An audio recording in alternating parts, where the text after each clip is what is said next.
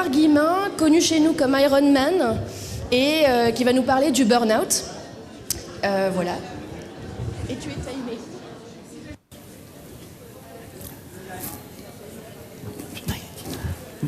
Bonjour à tous, merci. Alors, je vais vous parler d'un sujet qui est personnel, qui m'a touché moi, mais qui peut toucher beaucoup d'entre vous, qu'on a peut-être touché certains d'entre vous. Et donc, pour commencer cette intervention, je voudrais que vous écoutiez vos collègues et que vous fassiez attention à tout ce qu'ils vont dire parce que c'est très, très important. Ça fait partie de mon épuisement, j'en ai ras-le-bol. Ça marche. Fatigué. Ouais.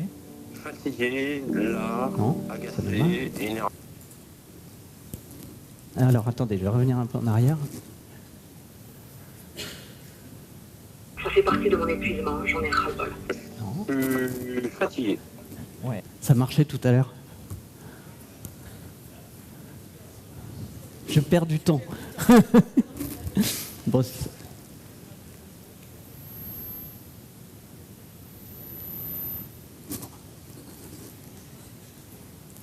on fait ça.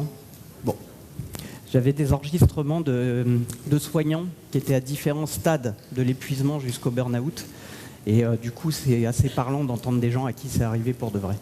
C'est pas grave, on fait sans. L'intérêt de ce topo, comprendre l'épuisement professionnel, le prévenir et surtout agir. Parce que on a beau savoir, on a beau connaître, quand on ne change pas certaines actions et certains comportements, inévitablement, on passe de l'épuisement au burn-out. Donc c'est ça qu'on va voir ensemble. Là, ça marche plus. Décidément. J'ai plus la main sur le bille. Voilà. Là, c'est les résultats d'une enquête assez récente sur une population de soignants d'Europe, une grande enquête, IMSS. 80% des soignants rapportent des signes d'épuisement sévères. Plus de la moitié disent ne plus trouver de sens à leur mission, à leur dévouement. Conséquence, perte de motivation, anxiété, sentiment d'être complètement vidé. Et je vais vous demander, pendant toute la présentation, de faire attention à certains mots, parce qu'aujourd'hui, on est dans une ère où on ne porte plus d'attention aux mots, à leur puissance. On s'appelle tous frérots, cousins, wesh, et en fait, les mots ont un sens et ont une valeur. Donc on va faire attention au sens et à la valeur. Ça ne marche pas non plus. Ça marche pas. Hein? Alors, pour commencer ça, je voudrais qu'on fasse un simple petit rappel sur ce qu'est la santé. Je sais qu'on est tous des professionnels de santé, mais ça me paraît très important. Donc, j'ai choisi une institution que tout le monde connaît, l'Organisation mondiale de la santé, qui nous dit que la santé, et on fait attention à chaque mot, un état de complet bien-être physique, mental et social, et ne consiste pas seulement en l'absence de maladies visibles. C'est-à-dire qu'on peut, d'extérieur, aller très bien, montrer qu'on va très bien, et au final, à l'intérieur, ne pas aller du tout. Et dès le début, on va fixer quelque chose... Bon, ça marche pas du tout, ce machin. Alors, on est, en tant que soignant, un être physique. On est présent au travail, notre corps est là. On a aussi un mental, un esprit, et une capacité sociale. L'hôpital, la clinique, l'endroit où vous travaillez, a sa logique propre, qui n'est pas obligatoirement la vôtre. Lui, sa logique, c'est... J'essaye désespérément. Voilà. La logique de l'hôpital, c'est que votre enveloppe charnelle soit là et qu'en l'échange d'argent, vous mettiez un certain temps de vos compétences à son service. Ça, c'est sa logique. La vôtre n'est certainement pas celle-là. Mais en tout cas, lui réfléchit comme ça. Et en gros, que vous alliez bien dans votre tête, c'est pas sa priorité absolue, sauf quand c'est l'accréditation et qu'on fait des politiques QVT, mais sinon on s'en fout un peu du moment que dans la case Excel vous êtes là, que vous vous entendiez bien avec vos collègues, que vous soyez dans une ambiance la plus motivante et la plus épanouissante possible, c'est pas obligatoirement son problème non plus. Et quoi qu'il en soit, malgré tout, vous, en tant que soignant, c'est ce que vous vivez, nous, c'est ce qu'on vit tous. On a envie de physiquement aller bien, dans notre tête de se porter bien et puis de s'entendre bien avec tout le monde pour faire bien notre boulot. Voilà, la possession du meilleur état de santé, c'est un droit fondamental. C'est pas un truc qu'on va revendiquer comme quelque chose d'exceptionnel. On a le droit d'être en bonne santé. Alors, quelle est la différence entre l'épuisement professionnel, vous avez peut-être entendu le terme de burn-in, et le burn-out, parce qu'il y a énormément d'amalgame entre les deux, et on entend des gens qui arrivent et disent « Oh putain, j'ai fait un burn-out là, il y a 2 semaines, pouf, ça va bien ». Non, c'est pas un burn-out.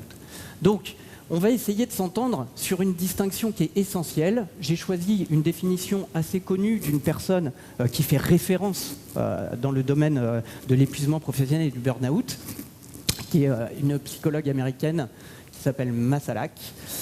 Et là, encore, on va porter une extrême attention au sens des mots, l'écartèlement. Écartèlement, vous avez l'image. Horrible. Entre ce que les gens sont et ce qu'ils doivent faire. Déjà, ce n'est pas la même chose. Il représente une érosion. Tout le monde a l'image de l'érosion ? Des valeurs, de la dignité, de l'esprit, de la volonté. Une érosion de l'âme humaine. Érosion de l'âme humaine. C'est une souffrance qui se renforce progressivement, aspirant le sujet dans une spirale descendante dont il est difficile de s'extraire. Et là, on commence à peu près à toucher ce qu'est un burn-out. C'est-à-dire que les gens qui ont vécu ça, on en parle très bien, ça n'a rien à voir avec j'ai un petit coup de fatigue et je vais m'arrêter 2 semaines. Le burn-out, c'est vraiment on touche le fond. Il est caractérisé communément dans toutes les définitions par 3 signes qui sont l'épuisement émotionnel, le cynisme vis-à-vis du travail et la diminution de l'accomplissement personnel. On ne se retrouve plus dans ce qu'on fait, on perd le sens de ce qu'on fait. Au final, qu'est-ce que c'est que l'épuisement professionnel ? Je vais essayer de vous donner des images parce que notre cerveau comprend mieux les images. Si je vous dis « ne pensez pas à l'éléphant rose », tout le monde a bien un gros éléphant rose dans la tête et c'est normal, c'est comme ça qu'on fonctionne. Donc pour bien comprendre l'épuisement professionnel, imaginez-vous au volant de votre voiture. Vous êtes au volant de votre voiture et là, paf, vous avez, le truc va moins vite que moi, mais vous avez un pneu qui crève. Ok, il y a un pneu qui crève, c'est un petit peu chiant. En règle générale, on s'arrête. Tout le monde s'arrête dans la salle avec un pneu crevé ? Non, vous continuez. C'est pas obligatoirement une bonne idée, mais on va voir où ça mène. On s'arrête, on se met sur le côté, on change le pneu, on repart avec un pneu neuf, et puis du coup, on peut rouler longtemps. Fatigue émotionnelle et physique qui peut être traitée assez rapidement, somme toute. Le burn-out, dégénérescence complète de la personne. Vous êtes dans votre voiture, vous roulez, vous perdez le contrôle du véhicule, et là, vous arrivez dans l'arbre, à grande cinétique, et vous éclatez votre voiture. Ça, c'est un burn-out. Donc, vraiment, ayez ces images en tête. Entre l'épuisement et le burn-out, ça n'est pas la même chose. L'épuisement professionnel, quand on est en épuisement professionnel, on risque de faire un burn-out. C'est AIT, AVC. Quand on fait des AIT, on risque de faire un AVC. C'est la même chose. Quand on est épuisé, on risque de faire un burn-out. Là encore une petite image pour que vous voyez bien. Épuisement, maintenance, burn-out, hors service. Oh putain, c'est le bordel ce truc. Bon, c'est pas grave. On va faire... Les causes de l'épuisement, bien entendu, elles sont externes. Le monde va mal. Réchauffement climatique, on nous annonce des migrations de population, guerre dans tous les sens, grand fou au pouvoir. C'est le bordel à peu près partout. En France, c'est pas mieux. Crise économique, on revient du Covid, il y a des problèmes dans tous les sens. Ok, l'hôpital va mal. L'hôpital, je vous apprends rien, je pense. Votre service, il ne doit pas aller beaucoup mieux. Il n'y a pas plus de monde, il n'y a pas plus de fric, vous avez les mêmes restrictions que tout le monde. Votre poste à vous, vous n'avez plus de matériel, vous n'avez pas le bon planning, vos collègues vous font chier. Si on prend du plus grand au plus proche, il n'y a rien qui va en fait. Donc, en effet, ne regardez pas l'écran en fait, parce que rien ne se passe comme prévu, mais c'est pas grave. Il y a des causes qui sont externes, oui, mais souvent on s'arrête aux causes externes, alors qu'il y a des causes qui sont internes. Et en fait, le travail, bien entendu, qui va jouer. Le vrai problème, c'est notre capacité à gérer le stress chronique. Et le stress chronique va entraîner une surcharge mentale.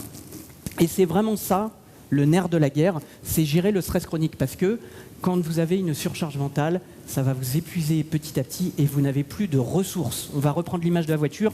il n'y a plus d'essence dans la bagnole. C'est pas la peine d'essayer d'avancer, il n'y en a plus, il n'y a plus rien.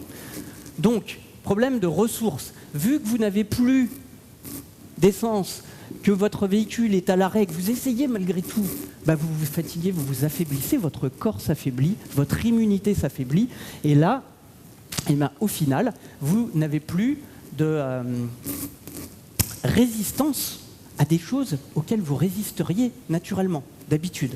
Là, vous résistez moins bien. Le moindre petit nid de poule sur la route, vous pétez les cieux. Alors que normalement, vous ne devriez pas. Mais là, vous ne résistez plus. Associé à ça, il va se passer d'autres choses, là, au niveau du conducteur.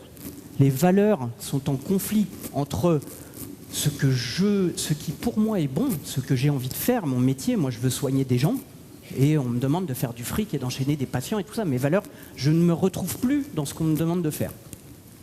Ça, c'est très problématique parce que ça va jouer sur votre inconscient. Et là, je vais vous amener une autre image pour bien comprendre. Dans notre cerveau, il y a plusieurs vitesses qui ont été modélisées par Kahneman. Il y a un cerveau reptilien, amygdalien, qui est le siège des émotions, qui est le siège de nos paradigmes, valeurs, croyances, éducation, toutes ces choses en lesquelles on croit, qui lui va très vite. Il consomme très peu de sucre. Il va vraiment rapidement prendre des décisions et nous orienter dans nos choix. Et puis, il y a, ça va être le gros cheval. Et puis, on a un cerveau préfrontal, réfléchi, le siège de nos décisions, de notre logique. Et ça, c'est le petit cavalier dessus. Qu'est-ce qui se passe, à votre avis, quand le cavalier a envie de sauter la barrière, a envie de finir la course, mais que le cheval a décidé qu'il ne le ferait pas? Il ne le fera pas, et au final, il va y avoir, normalement, il y a un truc qui arrive, un désalignement entre notre inconscient, notre conscient, et ça crée une rupture intérieure qui est très très forte. C'est souvent mis en corrélation avec un problème d'objectif. On perd l'objectif dans notre métier. Au final, on perd du sens, on perd des visions à long cours, et beaucoup de soignants disent, quand tu leur demandes « mais qu'est-ce que tu attends ?» La retraite. Vous imaginez la violence de ce que vous dites à votre cerveau? J'attends 15 ans, 20 ans pour pouvoir être heureux parce que pour l'instant, j'ai plus assez de bonheur dans ce que je fais, donc on verra plus tard. Donc il va falloir remettre de l'objectif à court terme, moyen terme, long terme. Votre cerveau n'a pas d'issue. Et il va se passer une dernière chose, c'est que vous êtes soumis à votre entourage. Donc vous êtes déjà sans ressources, vous n'avez plus de résistance. Et là, vous savez, il est commun de dire qu'on est la moyenne des 5 personnes qui nous entourent le plus, qu'on fréquente le plus. Donc, voyez, visualisez les 5 personnes qui vous entourent le plus et visualisez ce que vous entendez quand vous êtes à l'hôpital avec vos collègues. J'adore mon taf, tout est génial, c'est super. Vous entendez ça? Ouais, c'est ça, hein? Ok. Et en fait, ça vient s'imprimer dans votre inconscient. Insigneusement, ça rentre, ça prend toutes les pores. Et du coup, c'est un peu comme cette image, je ne sais pas si vous connaissez les éléphants en Asie. Vous savez comment on fait pour garder les éléphants, pour qu'ils ne se barrent pas, les éléphants domestiques? En fait, on les accroche bébés avec une toute petite cordelette à un tout petit poteau. Et puis, ils sont bébés, donc quand ils ont beau tirer, ils n'ont pas la force. Et puis quand ils font 2,50 tonnes, là, ils sont avec la même petite cordelette et le même petit poteau. Parce qu'en fait, ça s'est imprimé dans leur inconscient que ça ne sert à rien de tirer, ils n'arrivent pas à partir, le poteau est trop résistant. Et c'est exactement la même chose, c'est tout pareil. Ça ne sert à rien d'essayer d'aller mieux parce que c'est comme ça et il n'y a rien à faire. C'est comme ça. Donc là, ça va entraîner un problème de résilience. Oh là là, faut que je me grouille. Donc, le souci, c'est que on peut se dire, oui, ben moi j'en suis pas là, puis les autres. Et en fait, non. Le cycle du stress, il a été théorisé, il a été modélisé par Hans Seil. Et là, j'ai très très peur parce que j'ai une diapo avec plein d'animations. Et bien sûr, ça ne marche pas. Syndrome général d'adaptation, ça vous parle? Oui? En gros, on a un niveau de résistance au stress normal. Ce niveau de résistance, quand le travail commence à devenir problématique, donc là, il va se passer quelque chose normalement. Non, bon, il y avait une alarme avec un truc, voilà. Quand le travail commence à devenir problématique, on va tous réagir de la même manière. On a une première phase qui est dite phase d'alarme. Et dans cette phase d'alarme, on a deux types de réactions. La première, c'est savez, c'est la biche, la nuit, là, qui traverse la route, puis elle est prise dans les feux et elle s'arrête comme ça. Et puis ce con, elle va se faire écrabouiller parce qu'elle s'arrête au lieu de passer. Et puis il y a l'autre, c'est l'évitement. J'évite le problème, il n'existe pas, c'est l'autruche qui met la tête, paf, comme ça. Ça, c'est ce qui se passe généralement chez tout le monde, et cette phase va être assez rapide, parce que le problème, il continue. Et que si on continue soit à rien faire, soit à garder la tête, bah de toute manière, on meurt. Notre cerveau interprète ça comme ça. Donc, on va rentrer en phase de résistance. Et la phase de résistance, si mon animation arrive, c'est vraiment un combat. C'est-à-dire qu'on va mettre toutes nos ressources, tout ce qui nous reste, pour tenir face au stress chronique. Et là, en fait, au bout d'un moment, et c'est naturel, on n'a plus du tout de ressources et on va commencer à glisser petit à petit dans l'épuisement. Et au final, on va crever un pneu. Mais on va continuer. Parce qu'il faut continuer. Et puis on va en creuser 2, puis 3, et puis au final, on va perdre le contrôle du véhicule. Bam, bim, burn-out. Merci. Ne passez pas par la case départ, ne recevez pas 20 000 balles. Et ça, c'est inéluctable si on ne fait rien. Parce qu'en fait, on épuise les ressources, on ne va pas à la source du problème. Soignant, attention, danger, vous êtes un profil à risque. Pourquoi ? Parce que il y a des causes qui sont déjà internes. Et la première, c'est quelque chose qu'on ne maîtrise pas parce que c'est notre inconscient, c'est un biais d'attribution. En fait, nous, on est là pour soigner les gens. On n'est pas là pour être malade, on est là pour les soigner. Donc, en fait, moi, je ne peux pas être malade, je soigne. C'est le dérivatif que prend notre cerveau. Il y a une dissociation du corps et de l'esprit. On travaille en images. Si je vous dis fracture du fémur, ça parle à tout le monde visualise une fracture du fémur. Ouais, fracture de l'âme. Vous l'avez, la radio ? Non. C'est beaucoup plus difficile. On nous apprend, on nous conditionne dès le début. Pourquoi il y a des infirmiers de soins généraux et des infirmiers psy ? On a le corps et le cerveau, tout va ensemble, mais nous, on est éduqués là-dedans. Et puis, il y a au bloc opératoire, dans les hôpitaux, mais particulièrement au bloc, une culture de la force, une culture du courage. Il faut y aller, il faut tenir, il faut serrer les fesses, il faut serrer les dents, il faut faire la streinte, il faut faire la garde. Et puis, s'il n'y a personne, il faut revenir le lendemain et tout ça. C'est comme ça. Et puis, il y a des causes externes, et là, je ne vais rien vous apprendre. Exposition répétée à la souffrance, à la violence, à la mort. Ok, on l'a choisi, mais mine de rien, on y est confronté tous les jours. Ça s'inscrit en nous, petit à petit. Horaire décalé, travail posté, rythme. Toutes les études scientifiques disent que c'est une catastrophe. C'est notre boulot, on le fait, mais ça a des répercussions. Alimentation, on ne mange pas bien. On sait aussi, les études scientifiques le prouvent. Ça affaiblit les résistances, ça nous affaiblit. Et pourtant, on ne mange pas obligatoirement bien.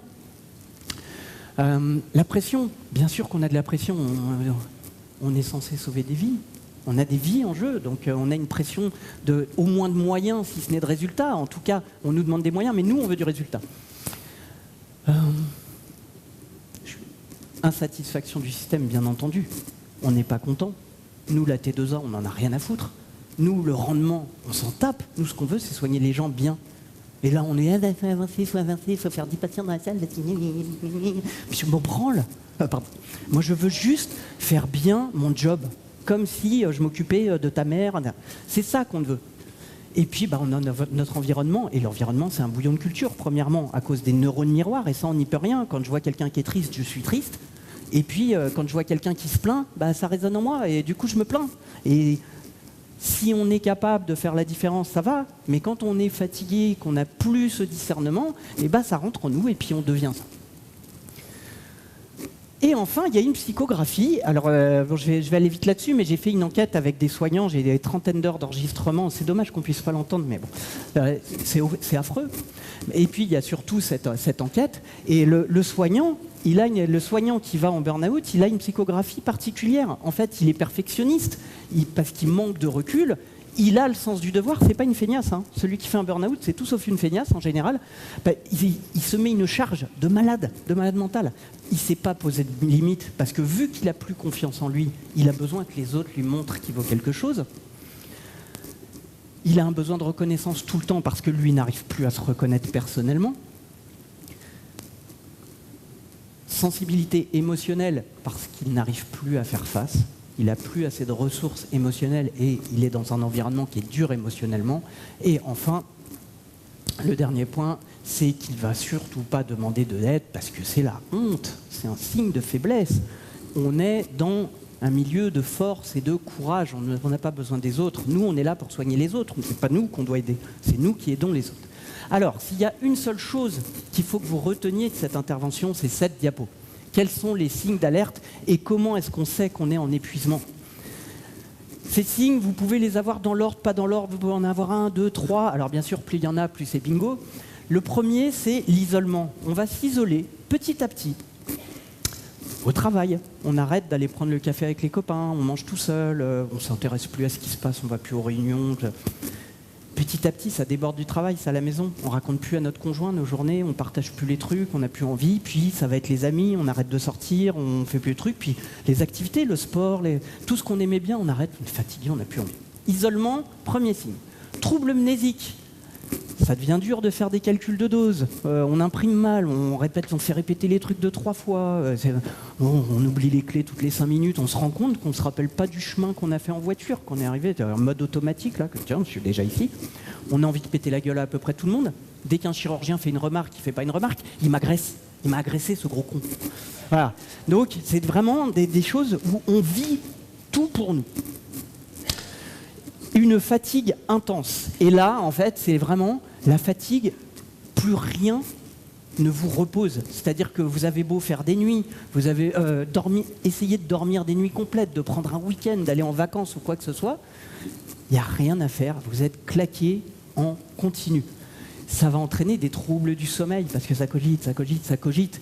Et puis, vu que vous êtes complètement tendu dans tous les sens, que votre corps ne résiste plus, ça commence à se traduire par une douleur de dos, douleur d'articulation, machin, maux de ventre, difficulté à digérer. Et puis, la somme de toutes les petites conneries qui pourrissent la vie. Donc, dernière étape, celle-là, elle est facultative, mais elle arrive quand même. Le comportement, addiction, compulsion, on va commencer à picoler, à bouffer, à regarder des sites porno en continu, à jouer à Candy Crush de longue, trouver des trucs qui nous... On va s'auto-anesthésier. On va essayer d'aller retrouver du bonheur parce que franchement, il n'y en a plus. Alors, très clairement, quand on commence à avoir des signes comme ça, autant dire qu'il y a le feu dans la baraque. Vraiment. Là, on est sur la pente. Ça y est, on est engagé dedans. Et si on ne fait rien, si on ne change rien, on continue, on glisse. Donc c'est à ce moment-là qu'il faut agir. C'est pas quand on s'est écrasé. Parce que quand on s'est écrasé, c'est vraiment la petite cuillère. C'est maintenant qu'il faut agir. Parce que si vous ne faites rien, voilà ce que ça coûte. Il y a des conséquences. C'est l'enfer, ce truc. Là, je suis en train de vivre un calvaire.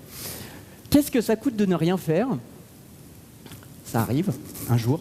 Bon, il y a des conséquences qui sont morales, c'est-à-dire que vous perdez votre confiance en vous, vous n'arrivez plus à trouver du plaisir dans ce que vous faites, vous dépréciez en continu, vous pouvez avoir des comportements compulsifs, il y a tout ce qu'on a vu des conséquences physiques, les douleurs, les inflammations, l'épuisement complet, et puis les résultats compulsifs, quand on commence à picoler ou à bouffer, bien entendu, on devient bouffi, on tremble, enfin bon, c'est la catastrophe. Psychologique, on s'isole de plus en plus, et puis on finit en dépression, on ne vaut plus rien, on est dans un canapé comme une merde, voilà. Et puis celui-là, on n'y pense jamais. À votre avis, combien ça coûte de faire un burn-out? Ça coûte cher ou pas? Je vais vous donner mon exemple. Alors, IAD, classe sup, échelon 4, dans le privé, 4000 balles par mois, en plus un poste à peu près tranquille. Entre 2019, date où je situe mon début d'épuisement, et 2023, date où il n'y a plus personne, 192 000 € j'aurais dû gagner. On arrête les gardes et les week-ends parce que tu n'es plus capable d'en faire pendant 4 ans, perte de 48 000 €, arrêt maladie, 6 mois de 2000 soldes, moins 12 000 €, psychologue, 4 mois, 1 200 €, mi-temps thérapeutique 1 an, 15 000 €, reconversion, investissement 15 000, perte de salaire 30 000, 121 200 €. Voilà ce que m'a coûté un burn-out. En gros, j'aurais dû gagner 192 000, j'ai gagné 70 800 €. Ça, c'est de la promotion. Je vous laisse calculer en échelon, en points indiciaires ce que ça fait. Et... vous voyez qu'au final, c'est comme si j'avais gagné 1475 balles par mois depuis 4 ans. Alors, autant vous dire que ça coûte cher. Un burn-out, on ne se rend pas compte, ça coûte la peau du cul. Quelles sont les solutions pour sortir de l'épuisement? J'ai encore le temps? Je me dépêche. Ok. Il y a les solutions communément admises. Qu'est-ce qu'on fait en général? On s'arrête. Ouais, on s'arrête. Alors, déjà, ce qu'il faut, c'est réagir. Il faut sortir la tête du truc. se rendre compte que ça n'arrive pas qu'aux autres, parce que 100% des gens qui ont perdu, ils ont joué. Donc la première chose, c'est de prendre conscience. Ce qui est communément admis, bien entendu, c'est d'aller voir un médecin, et c'est très bien, et c'est de s'arrêter, parce qu'arrêter s'arrêter, c'est pas une honte, c'est une nécessité, de prendre du repos pour recharger, puisqu'on n'a plus de ressources, on est hors service, il va falloir recharger, prise en charge médicale si nécessaire, anxiolytique, antidépresseur, pour rétablir un équilibre neuronal, hormonal, physiologique, récupérer de la ressource. Mais ça, c'est à court terme. Quand on revient au travail, quand on arrête les traitements, si on n'a rien changé, il n'y a pas de raison que ça change. Il y a un autre niveau, c'est comprendre ce qui s'est passé. On va voir un psychologue, un psychiatre, et là, on va comprendre un peu comment on fonctionne, notre paradigme, notre carte interne. Qu'est-ce que je crois, quelles sont mes valeurs, qu'est-ce qu'on m'a enseigné, qu'est-ce qui est important pour moi. Pourquoi est-ce que je réagis comme ça? Pourquoi ça m'arrive? Et bien sûr, pourquoi est-ce que je continue? Est-ce que ça vaut le coup de continuer? Qu'est-ce que je dois changer pour y arriver? Et ça, c'est déjà plus compliqué, il y a moins de gens qui font ça. Ce qu'on croit qu'il faut faire quand on trouve qu'on est en épuisement, bon là ça va être l'enfer, il y a plein de trucs, ce que j'appelle de fausses solutions. Minimiser son problème en se disant que ça passera avec le temps, aucun problème, c'est sûr ça va passer. Ne faites rien, ne changez rien, ça passera, c'est sûr que non. Prendre des vacances ou des congés, ok, ça va soulager temporairement, mais quand vous revenez, combien de personnes disent « Ah, c'était super les vacances, au bout de 2 jours, j'ai perdu tout le bénéfice. Ah, c'était génial, j'ai déjà oublié. » Changer de poste, ouais, parce que vous croyez que l'herbe est plus verte ailleurs? Même bordel. Privé, public, le problème, c'est pas le poste.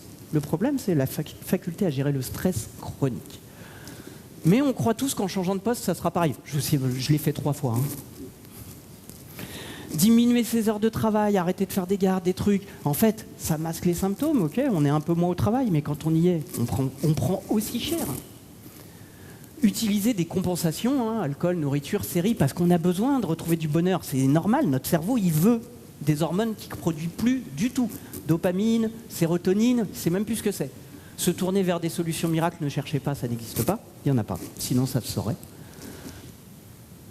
Pratiquer des activités comme le sport, la méditation de manière irrégulière. Oui, c'est bien. Le problème, c'est que sans plan de bataille, sans cohérence, sans méthode, en fait, on creuse des petits trous, on essaye, et puis au final, ça ne marche pas, quoi.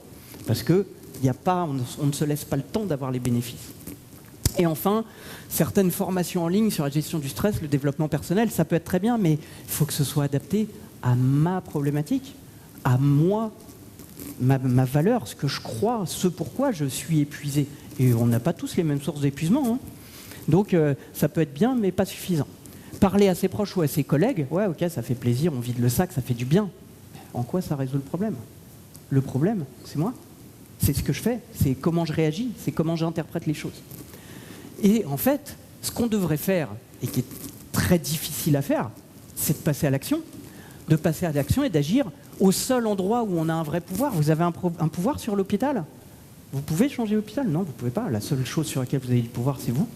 C'est votre manière de concevoir votre travail, votre manière de faire les choses, de percevoir le monde. Donc c'est là qu'il va falloir travailler. Modifier ses habitudes. Je suis un type de personne, je fais des actions et j'obtiens le résultat. Si je ne prends pas soin de moi, si je ne fais rien pour m'entretenir, bon, au final, c'est normal que je n'aille pas bien, puisque je ne fais rien pour ça. Donc c'est là qu'il va falloir travailler. Redéfinir ses objectifs. Pourquoi est-ce que je suis soignant? Qu'est-ce qui m'a amené là?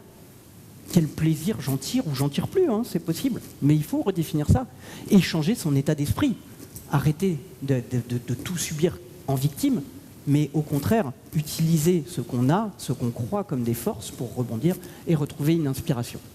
Et là, on retrouve des ressources à long terme. Là, on retrouve de la résistance, on en refabrique, et on retrouve de la résilience. Mais tout ça à long terme, c'est-à-dire que c'est plus la peine de changer de service, c'est plus la peine de faire autre chose. C'est là-dessus qu'il faut travailler. Prenez pas de photos, vous aurez le truc. Ça, c'est très rare parce que ça demande de l'investissement en temps, ça demande de l'investissement en argent. Et je me dépêche. Quelle est la différence, à votre avis? On va aller très vite. Entre tous ces gens, Raphaël Nadal, Teddy Riner, un pilote de chasse, un commando, un policier de la BRI et nous.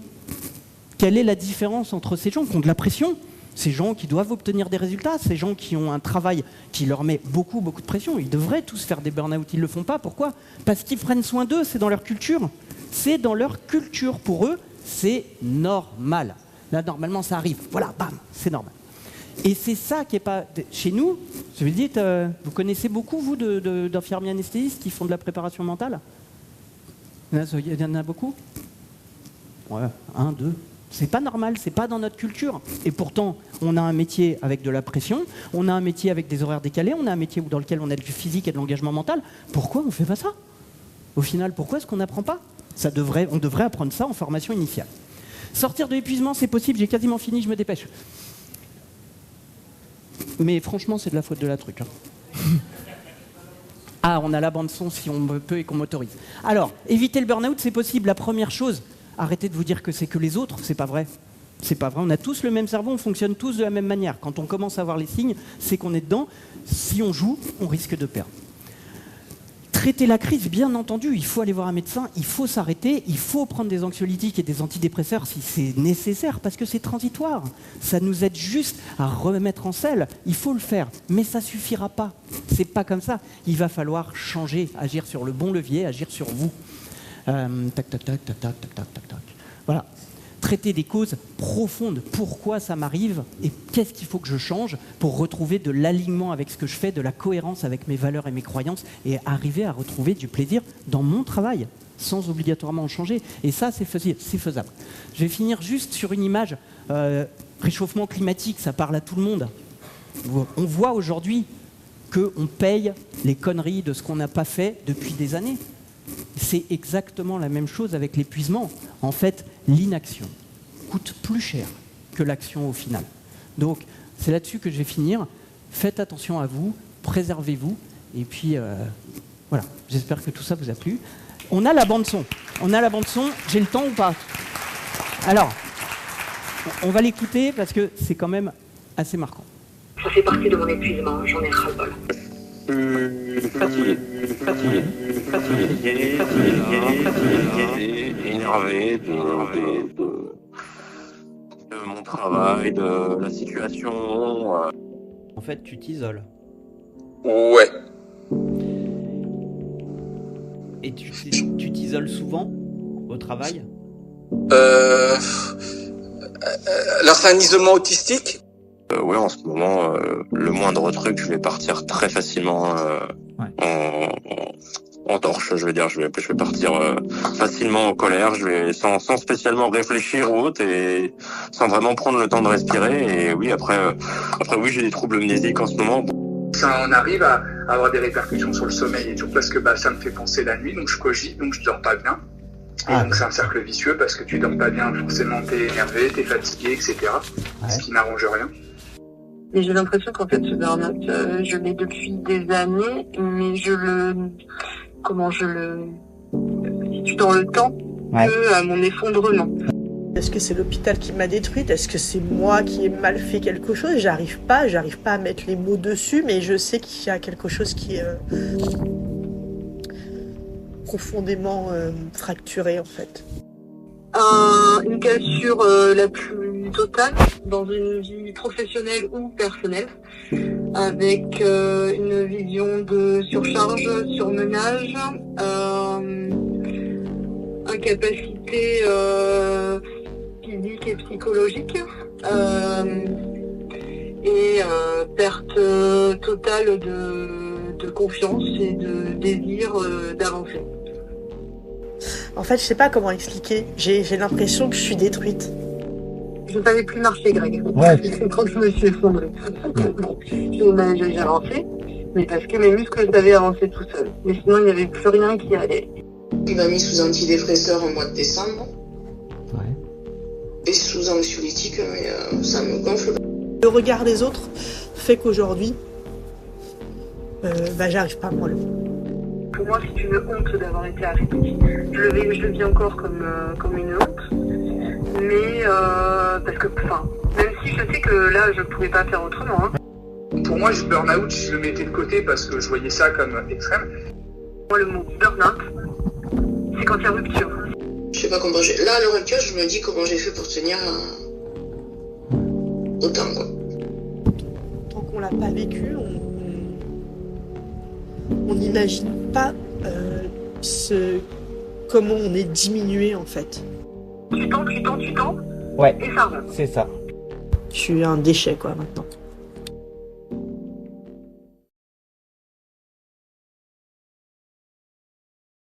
Des aides-soignants, des infirmiers anesthésistes, des infirmiers de bloc opératoire.